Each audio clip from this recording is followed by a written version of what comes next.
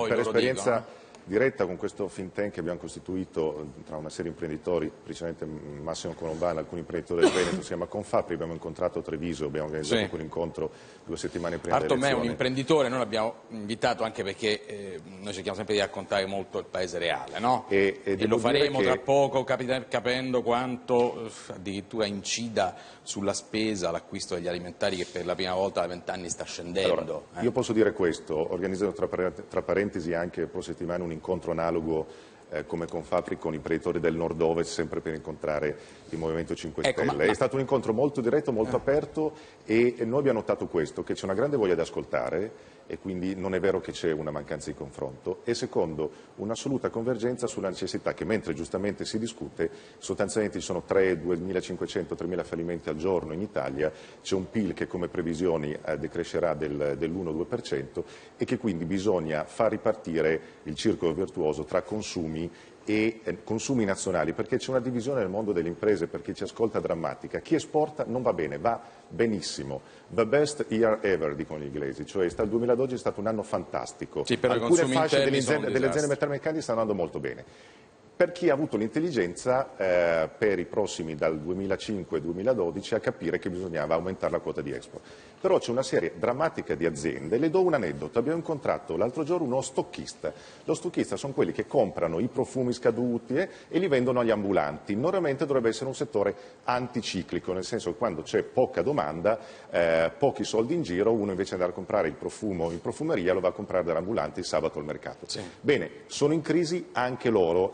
Un aneddoto drammatico che mi è stato raccontato: molti per il sapone liquido da casa vanno a prendere non a 10 euro al supermercato, 1 euro dall'ambulante, fanno il giro dei bar, riempiono il sapone liquido e se lo portano a casa, cioè rubano il sapone liquido per portare un po' nei di bar, paese per far capire la drammaticità della situazione. Oggi Libero, mercoledì 20 marzo, quale decrescita? Siamo già a rasoterra, i grillini sognano sostanzialmente l'Italia della decrescita, questo almeno nei programmi, cioè un'Italia dove si consuma meno. Mi fate vedere per favore il cartello 1, quello dei negozi che chiudono in Italia soltanto quest'anno, primo trimestre 2013, 10.000 in Italia, negozi chiusi in 3 mesi, meno 50%.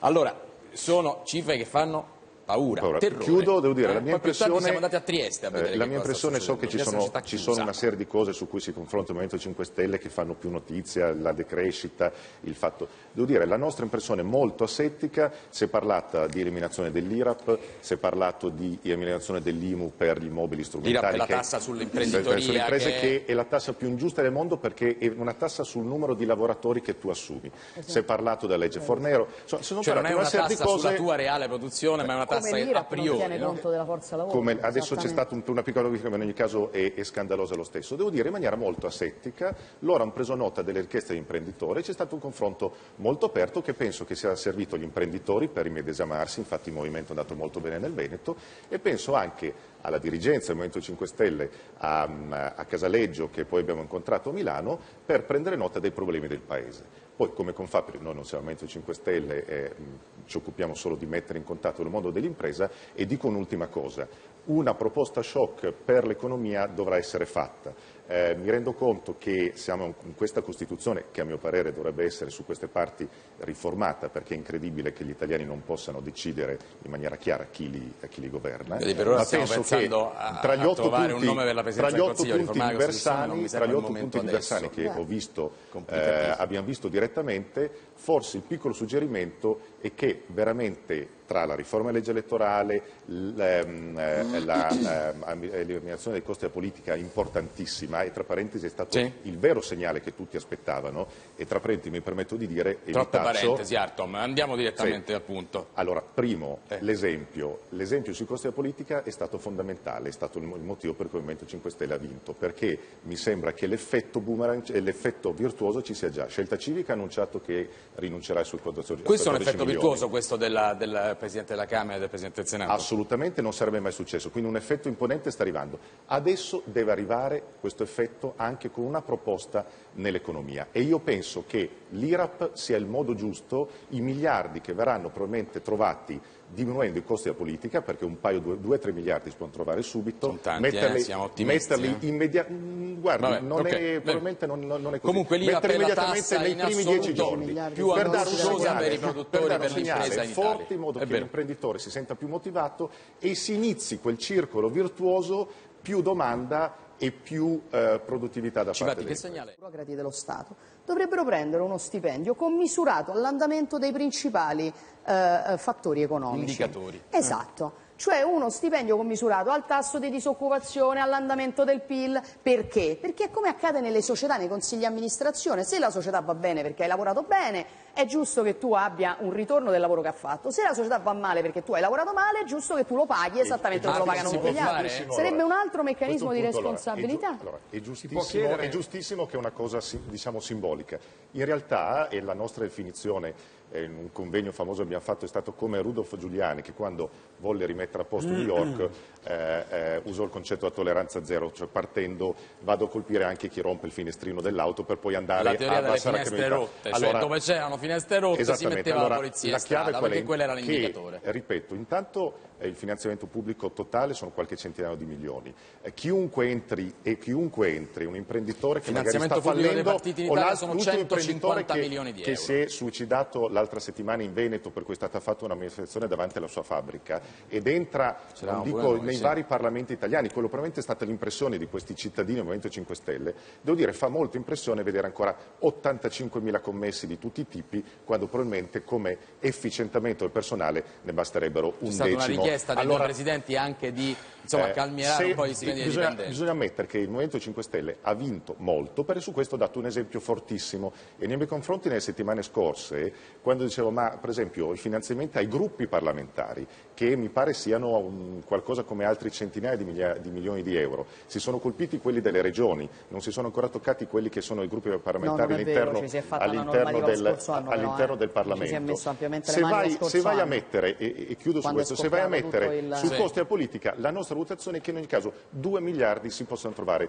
in maniera molto rapida. Poi noi come Confapri stiamo preparando, penso per la prima volta, 10 cartelli, e devo dire ci farà molto piacere, oltre al Movimento 5 Stelle, e noi l'abbiamo proposto a tutti i partiti, solo che gli unici che sono venuti ad ascoltarci sono stati loro ad oggi, ma adesso incontreremo sicuramente Fratelli d'Italia, perché su questo le buone proposte secondo me non hanno partito, dove andremo a spiegare agli italiani come è composto, e questo è molto interessante per chi si ascolta, questo 800 miliardi di spesa pubblica, di cui ne parliamo tutti, ma sostanzialmente non sappiamo come sono è difficilissimo, stiamo già lavorando da 10 giorni con degli esperti bravissimi che cercheranno di andare a spiegare queste migliaia di voci di chi lavora in Ragioneria Generale dello Stato e tiene questi conti pubblici. Queste sono settimane importantissime sull'economia e quindi speriamo che una soluzione, io non riesco a essere negativo come Jeremy, vedo che questo esempio positivo si sta espandendo. Sono settimane cruciali perché ricordiamoci che per la prima volta a livello europeo questa tanta bistrattata o poco amata Europa in ogni caso sta cambiando qualcosa. Si è capito in maniera chiara che l'austerità è stato un errore, non lo diciamo noi, lo dice Blanchard, il capo economista del Fondo Monetario Internazionale, che ha alzato il ditino, tra parentesi ormai quasi un anno fa, ha detto forse ci siamo sbagliati. Beh, non lo dice la Merkel però, la Germania non è ancora convinta di questa cosa. Un punto di austerity in più, un punto di austerity noi pensavamo che facesse decrescere il PIL dello 0,5, invece ci siamo sbagliati di 4 volte. Abbiamo capito che un punto di austerity fa diminuire il PIL del 2%. Qualcosa sta cambiando e devo dire in maniera molto asettica queste ultime trattative sulla possibilità di togliere questi 70 miliardi dal patto di stabilità e fare in modo che finalmente questi crediti dello Stato delle aziende vengano dati dallo Stato è importantissimo. Allora, se nei prossimi 2 o 3 mesi ci fosse una politica sana, si potrebbero trovare quei meccanismi anche europei per fare in modo che i famosi 9 miliardi che dice sempre Matteo Renzi sono verissimi, che sono nei comuni, che non possono spenderli per il patto di stabilità, vengano invece utilizzati per le infrastrutture locali. Però questi sono quelli già finanziati dentro sono già pronti. Che dice che l'Europa non esiste più e che va cioè questo che non si capisce. Beh, devo dire, allora, è come quando non ti trovi d'accordo su alcuni punti, è meglio, come si dice in politica, convergere su quelli su cui si è d'accordo. Quello che noi abbiamo sentito anche da parte del Movimento 5 Stelle un d'accordo sulla riduzione della spesa pubblica, che è fondamentale, sull'IRAP e sull'IMU.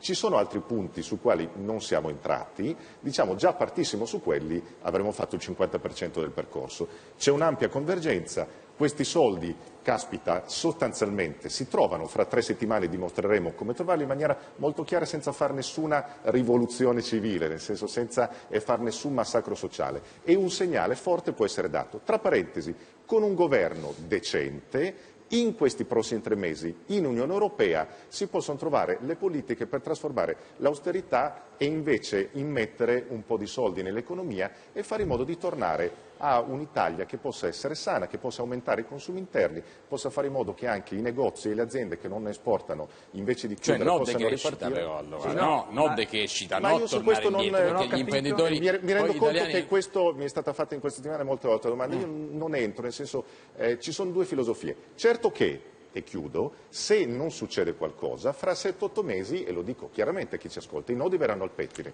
Di questi 800 miliardi, la spesa per interessi, quindi assolutamente soldi vengono buttati via per il debito pubblico, arriverà a 100 miliardi e sostanzialmente, come quando hai un conto di famiglia in cui le spese aumentano di molto rispetto alle entrate, non ci si regge più, cioè potrebbe succedere un giorno in cui qualcuno non ci compra più questo famoso... di una crisi reale.